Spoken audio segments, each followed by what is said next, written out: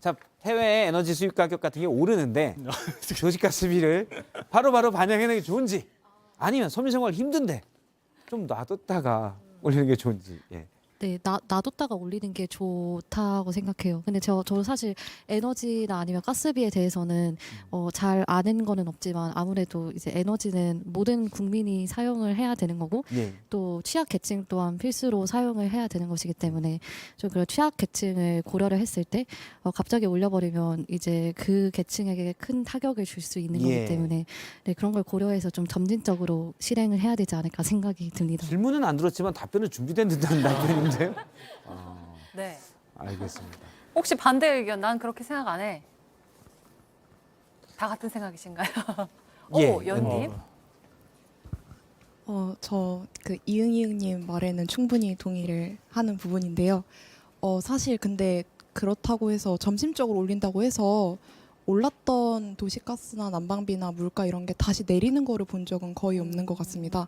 그래서 어차피 오를 것이라면은 점진적으로 오르든 아니 한 번에 오르든 결과값은 똑같지 않을까라는 그런 생각이 듭니다. 네. 예. 동그라미 저 땡땡이라고 해도 되죠? 이응이응. 이응이라고. 이응이응. 죄송합니다. 이응이응님 의견 주셨는데 일부에서 그런 의견도 있습니다. 그러니까 취약계층에게만 에너지 바우처, 그러니까 취약계층이 쓸 수 있는 쿠폰으로서 지원을 하면 되지 않느냐. 어떻게 보면 선별적인 거죠. 그런 부분은 어떻게 이런 의견도 있기 때문에 사실 뭐 다른 분들 혹시 의견 있으면 주셔도 됩니다. 오. 예. 아, 오늘 하랑님 안 계셨으면 큰일 날 뻔했습니다. 네.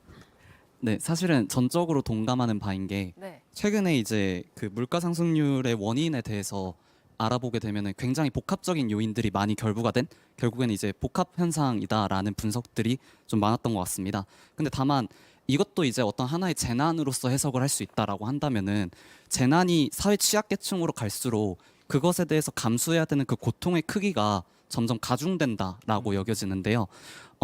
이러한 상황들 속에서 현재 이제 사실은 지금까지의 어떤 정부의 일련의 정책과도 정책이 어떻게 보면 지금의 상황을 오히려 더 부추긴 게 아닌가라는 일련의 아쉬움도 남는 것 같습니다.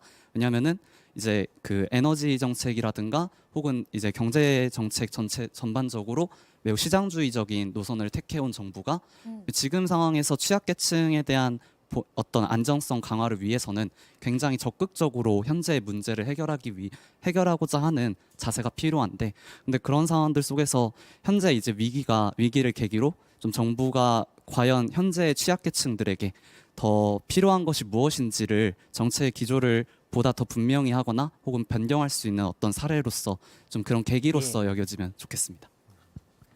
네. 어떨까요, 이상화 기자? 그렇게 될까요? 네.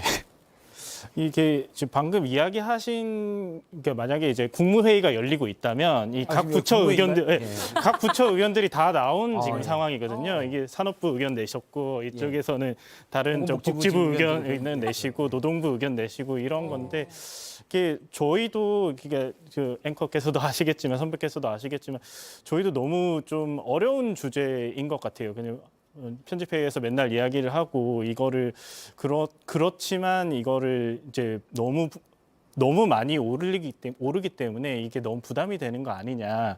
그래서 이 균형을 잘 잡아야 되는데 요거에 대해서 지금 계속 고민을 지금 하고 있는 상태입니다. 이거를 제가 뭔가 딱 해서 뭔가 이게 답이다 이렇게 말을 하기는 좀 어려운 상태이긴 한데요. 네. 경제부총리가 좀 얘기를 저희 경제부의 고참 기자가 네네. 경제부총리는 하반기에는 조금 괜찮아질 거니까 상반기에는 일단 안 올리자 이런 이야기를 좀 하고 있는 상황입니다. 네. 알겠습니다. 네.